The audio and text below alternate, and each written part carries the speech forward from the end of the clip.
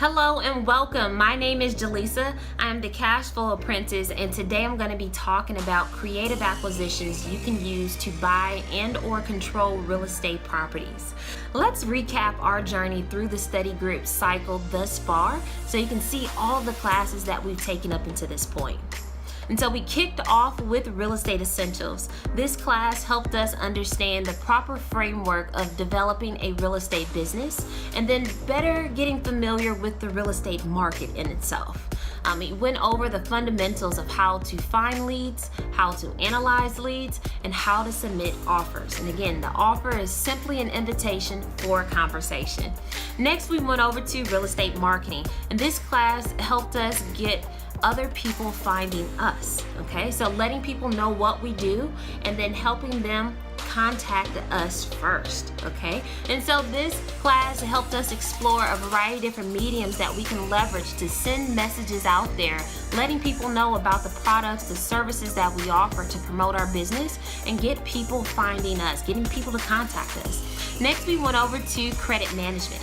Credit management was a class that helps us understand how to manage our financial reputation, okay? Help us strengthen our ability to repay others and also being able to use our credit profile as more of an asset and a tool for us in our business. Next, we had 2 full days of tax and legal strategies of day 1 and day 2. This was a 2-part course. And so within this class, we studied the successful framework of clients who successfully utilize real estate holdings and business developments to build their wealth. And so it really gave us a great understanding of how to establish, how to create, how to grow, how to preserve wealth through tax and legal strategies, just like the wealthy. This class also served as an introduction to wealth building vehicles and how to protect the wealth that you're building, the privacy that you deserve, and the legacy of your efforts. Next, we went over to self-directed IRA, and I've actually nicknamed this class Part 3 of the tax and legal sequence, simply because we're focusing in on establishing, operating, and preserving now wealth building vehicles, particularly in the retirement area, and growing and protecting your wealth.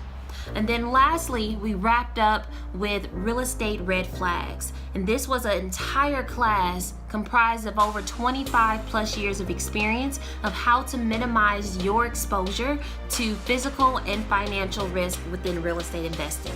And so now that we're caught up, let's dive right into creative acquisitions and get started. Okay, so week 15 and week 16 are complete.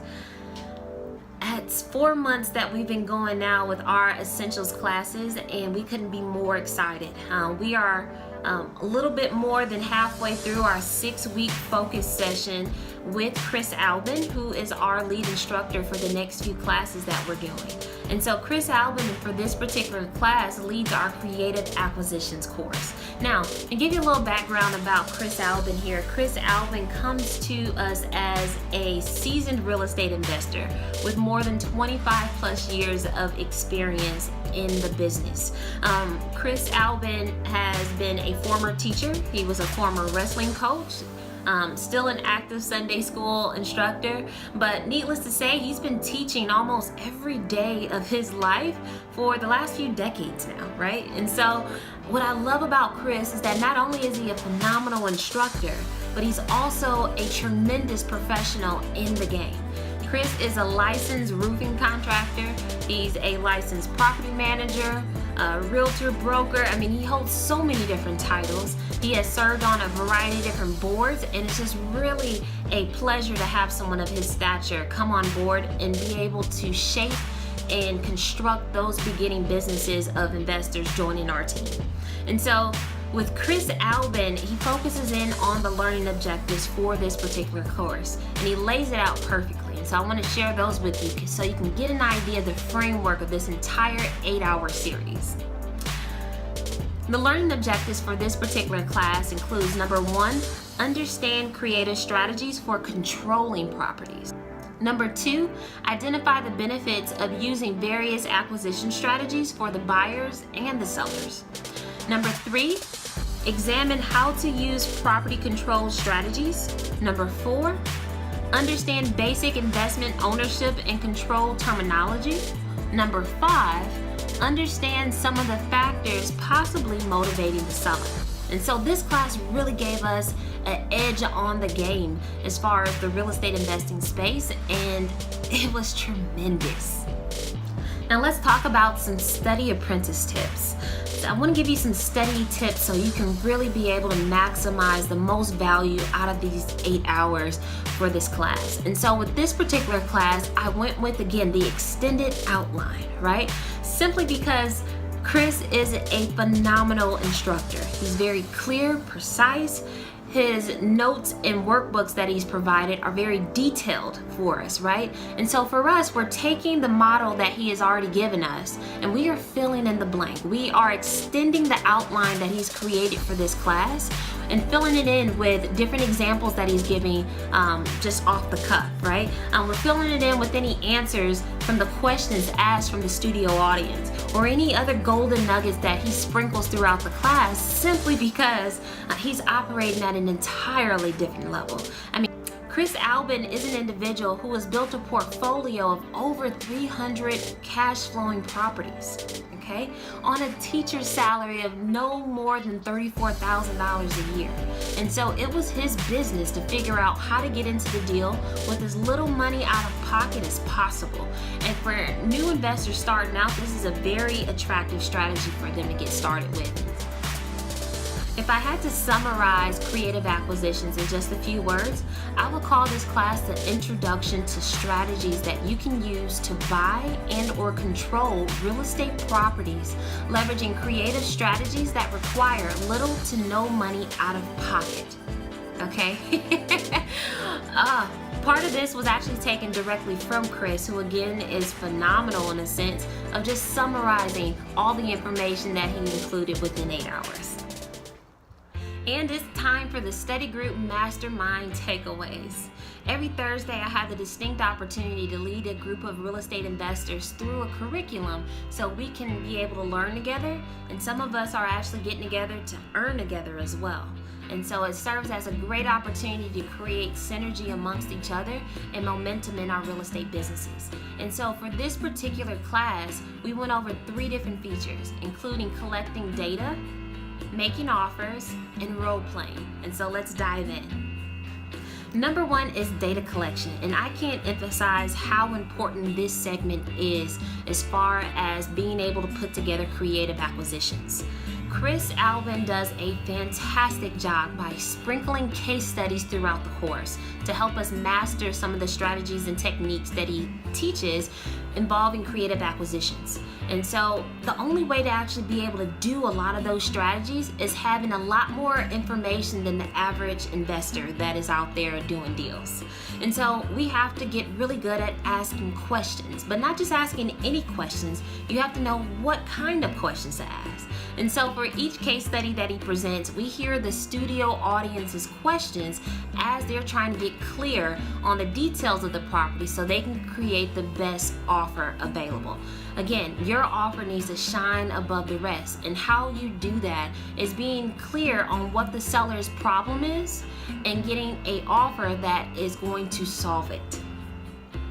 Number 2, structuring offers. We worked a sample deal. So we threw it up on the board and then we went down the list. So we all, 1, understood the strategy, 2, understood the benefits for the seller, and then 3, constructed an offer that made sense or that solved our seller's problem. And so for every strategy, we got comfortable as far as communicating how to submit an offer utilizing that acquisition strategy, which brings me to number 3, role playing. These two actually went hand in hand. And so as we're crafting these strategies, we also spend a lot more time on the back end role playing. And so we all got comfortable speaking to the seller. Now, one of the things that I noticed as a real estate investor is that we speak an entirely different language compared to the average homeowner that's looking to sell their property. And so we need to be able to speak in language that they understand, and they understand the benefits of how it helps them, so they feel comfortable and confident moving forward with the transaction.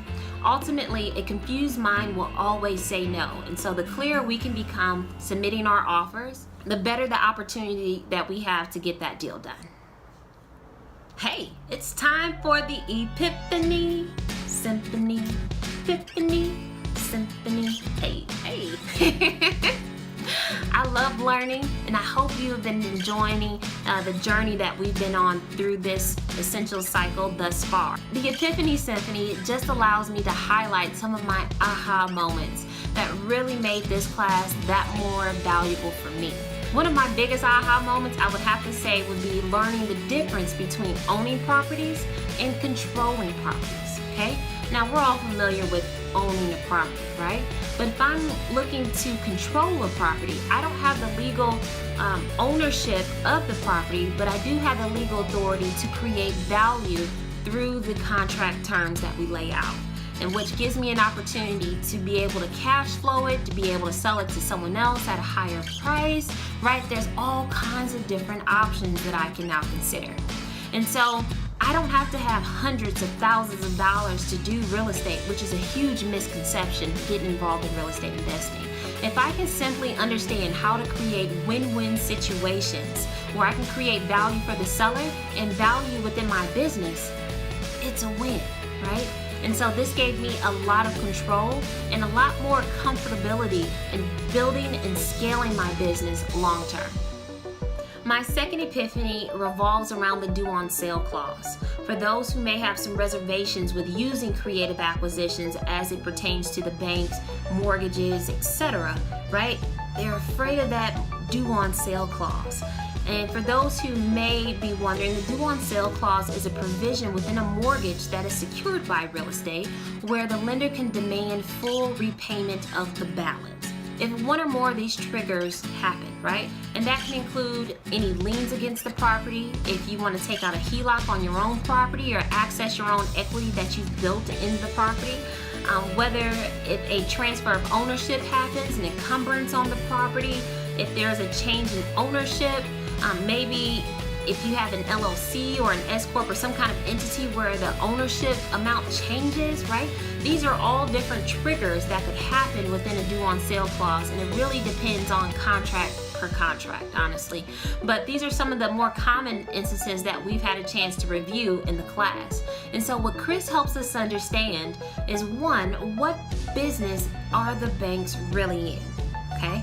Banks lend money. They are in the business of earning fees and interest. This provision was really built in as a safety guard rather, for banks to be able to manage and control their portfolios. But honestly, if you're following in the rules, and Chris does a fantastic job as far as helping us understand how to stay in a safe range, what are areas that may be of risk, and then what are some areas of high risk when utilizing some of the creative acquisitions. And so that's more of an advanced technique that he really lays on us and helps create that safety net for us using some of the strategies that he laid out. And it's a wrap. This is my wealth real estate action plan. Now that I know better, how am I going to do better? After 8 hours of material, how am I going to put it into action? My biggest takeaway from this class, because I've actually gone through this class now, both in person, online, several times, and I've created an actual playbook of different creative acquisitions I can use and pull out to acquire property, which is awesome. And so what I want to do now is to be able to build out my letter of intent to include benefits.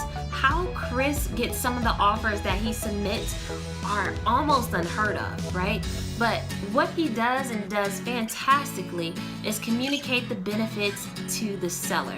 How this particular offer or this particular deal can help them solve their problem. And again, that goes back to collecting the data on the front end, so you have all the information you need to position your offer to be the best offer that the seller is going to look at that day.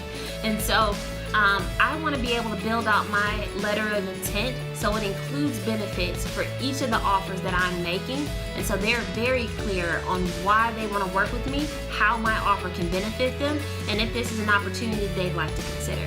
And so I just want to thank you all for tuning in for another video with your Cash Flow Apprentice, and I want to encourage you to like, share, comment, subscribe, whatever you would like to do to stay plugged in, and I can't wait to see you on the next video.